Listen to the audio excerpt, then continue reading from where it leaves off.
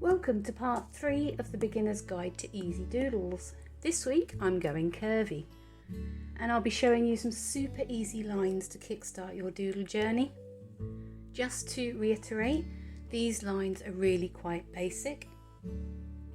I'm not trying to be patronising, it is quite simply that I'm sharing the easy doodles, the easy parts of my journey as a beginner, to hopefully inspire those of you that would like to start. Any patterns that I found hard as a beginner, I'm not including here right now. I'm going to save those for later on. So let's get started. So on all of the drawings today, I'm going to use the background styles which I explained in part 1.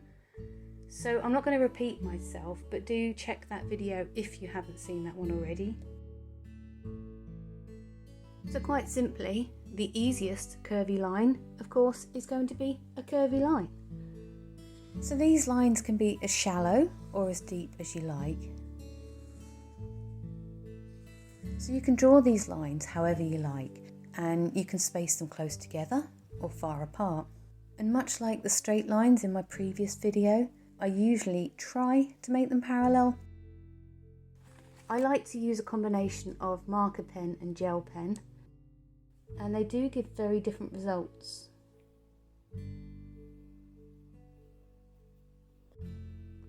And as I've said before, I don't worry if my lines are thicker one end than the other, because overall it doesn't actually affect the final design. And especially in my sketchbook when I'm just trying out designs, I think if I wanted to do a full-on proper picture that I wanted to put on my wall, I might worry a bit more about making these lines closer together.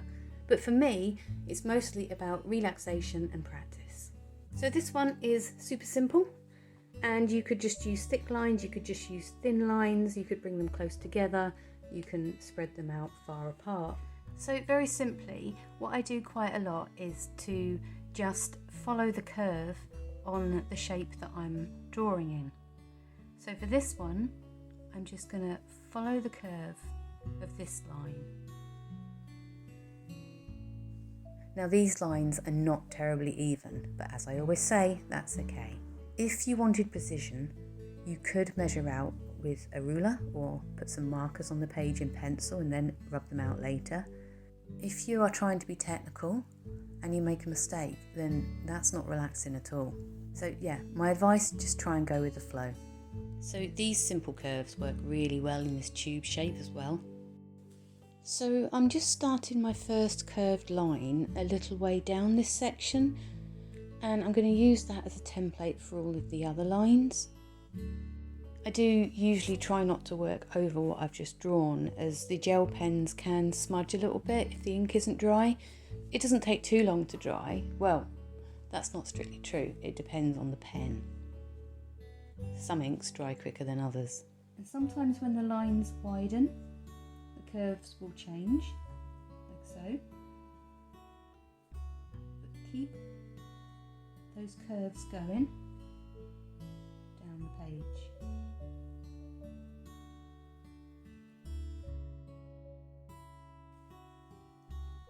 You can create some very interesting effects with this style, and I'll probably go into that more depth in another video, because for now I'm just keeping everything flat, but you can use those curves to create, you can put shading in to create like a 3D effect, but for now, yeah, I'm just going to keep them like that.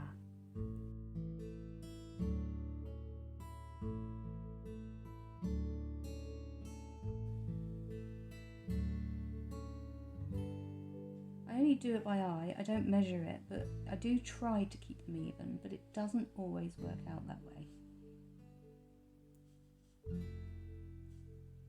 My curve went a bit too strange there, so I've just corrected it here. But as I always say, that won't really affect the end result of the picture. Somehow, it just all pulls together. If you think you've gone wrong, just work with it, because you won't really know until the picture's complete. You can't actually go wrong if you don't have a real plan for the end picture. It's only if you're trying to copy something else, or if you're trying to recreate something you've done before, then you stand more of a chance of going wrong. But these doodles, these ones I'm trying to inspire you to do, they're meant to be much more freestyle. So if you can, just try and relax and just enjoy the process. You can ink in any of the areas that you like with black ink. Remember, there's no rules. On the big circles, I've inked in every other section, and the small ones every third section. And with the tubes, I've decided to ink in every fourth section.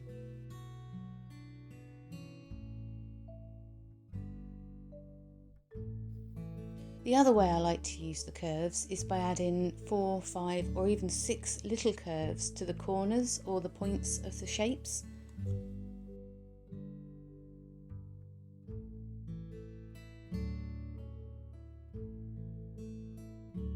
And add a little colour.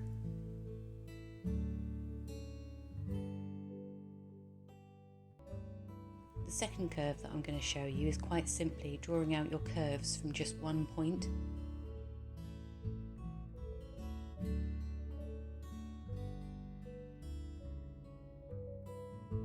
So these curves, they work very well in circles or in the neurographic sections as well.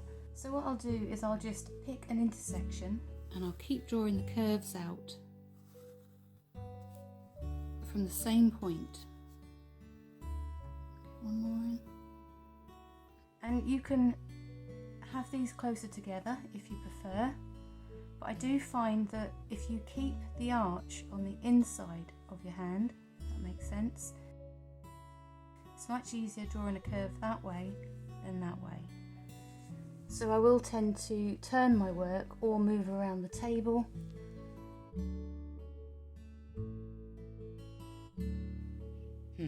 Not really convenient whilst I'm filming, so just bear with me. Yeah, those lines aren't perfect, but it's fine, I'm not stressing. I'll move on to the next pattern as it is quite similar. So for the spirals, it's a very similar process. What I would normally do is draw a circle somewhere within another circle or one of the neurographic sections. It doesn't have to be in the centre of the circle, it can be anywhere. And I'll draw one curve from the top and one curve from the bottom. And then following that curve, we'll do one to the side and one to the other side. And then in between, we'll draw another.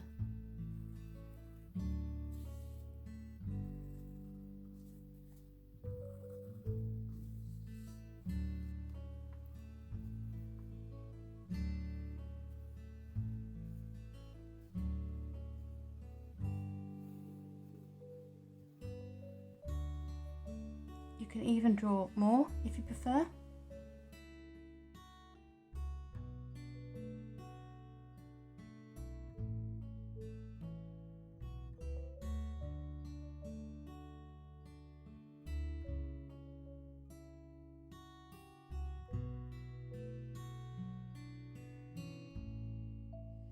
But these very simple patterns can be quite effective, especially when coloured in.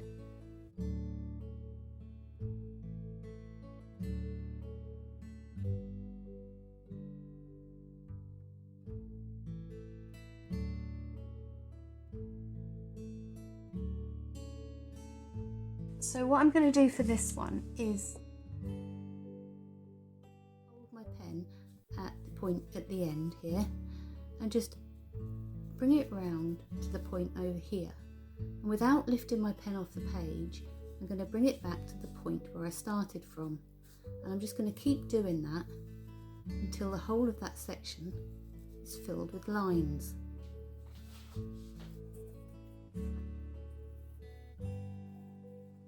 It doesn't matter if they overlap, that is part of the effect of this pattern.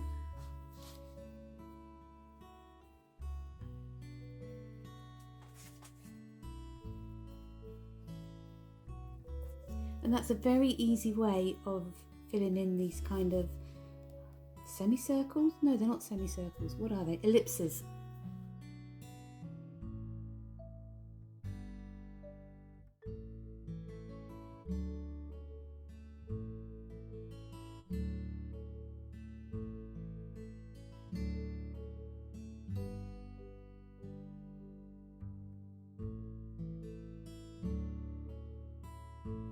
And again, this can be coloured in any way that you choose.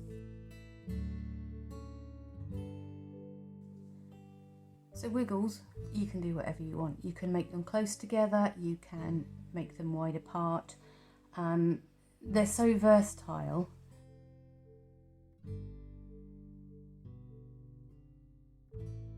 You don't need to have a plan, just draw a wiggly line. And then you can add a parallel if you like. Again, these are very, very simple. It's not rocket science, but you can go back and decorate these in any way that you like.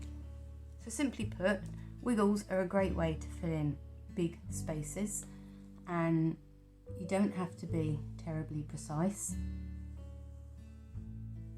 They're a little bit like the wavelength pattern that I'll show you soon, but we're just going for wiggles. And all they do is break up sections into smaller sections.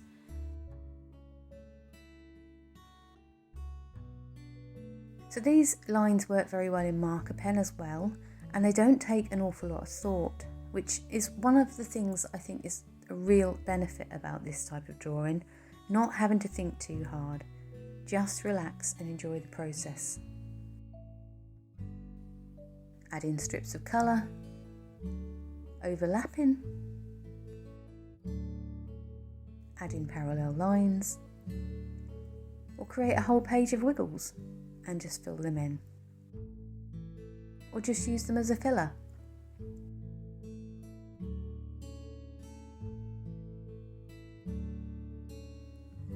So this next one I like to call Wavelength, and this might be quite wide. It works better on a narrow section.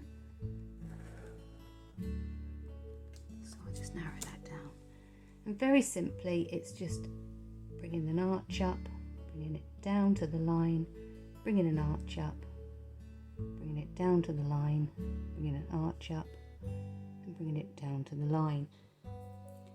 I find it useful to lift the pen off the paper as soon as I find my pen needs to move. I don't draw this freehand because the lines go wobbly. I like to rest my hand on the table.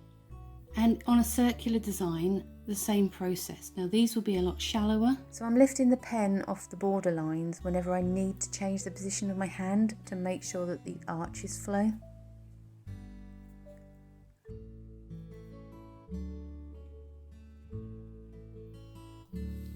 Now, we won't always be able to squeeze in a hoop of the right size.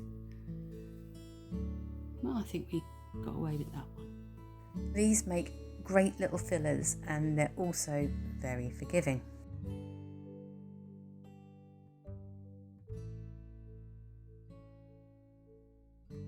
On a larger area, I'll lift my pen up on the top and on the bottom line.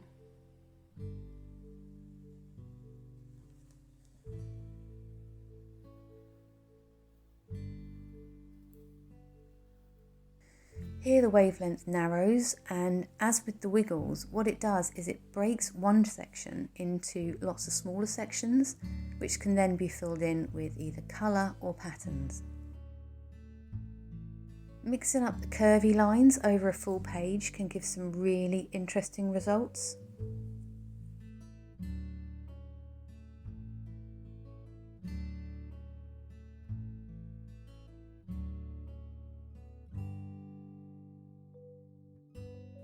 So another pattern that you may have seen me use is the Drippy one.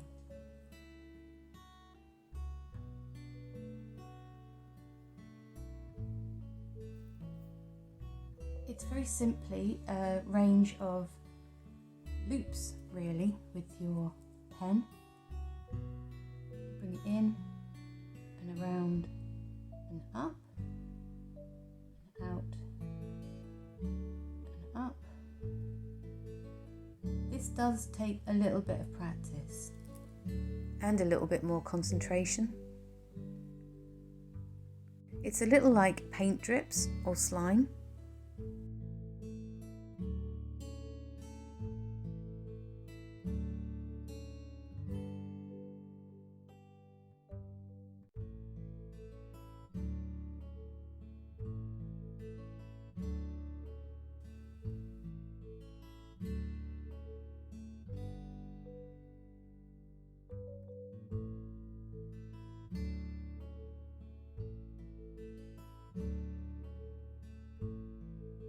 also use this in smaller sections as well.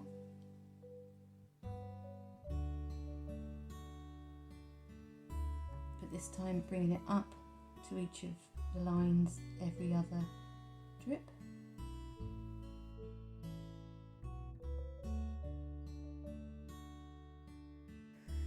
And once again, we can fill this in any way that we like.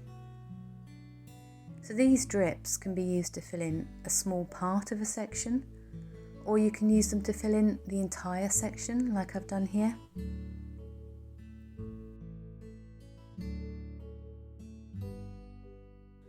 And the last one to show you today is loops and hoops, semicircles, I suppose we'd call them.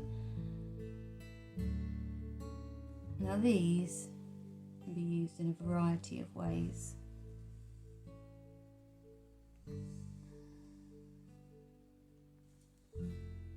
You can make sure that they join like so, or you can do them separate with a gap in between.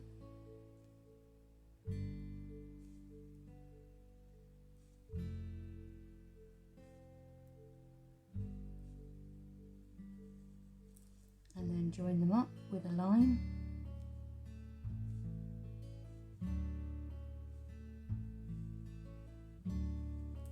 You can tier them on top of each other. Looks a little bit like fish scales. You can even draw loops in loops. Using these little hoops and semicircles is a really great way to add a lot of interest to your drawing. Again, these can be decorated in a variety of ways and it's entirely up to you. So using these curvy lines along with the straight lines that I showed you in my last video, you can create some very interesting designs. And the beauty of trying out different backgrounds is that all of the results will be very different, even just using a small set of patterns.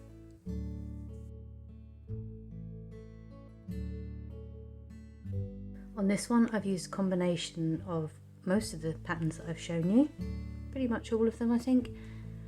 I've used the standard curves here and here, and just a single one here. I've used the wavelength here and here, and it's just about playing around with the different combinations of and seeing how the patterns work together. So on this one I've used the wavelength pattern and the hoops and the drips here, and then I've just used the curve, just a simple curve here and here. And again, by the time I've added some extra patterns and some colour, it will completely transform the picture.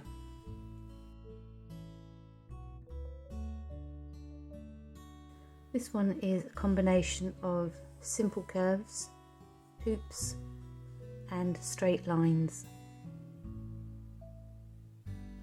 It's quite busy, but it was a lot of fun to do. This one was quite a lot simpler. What I do find is that trying to find the right balance of colour and black and white can be quite difficult, so I might redo this one because some of it's working and some of it isn't, for me anyway. So whatever stage that you're at in your doodle journey, I really do hope that this has given you a little bit of inspiration to get drawing in your sketchbook. And do let me know that you popped by. Just hit that like button. Your support is very, very much appreciated.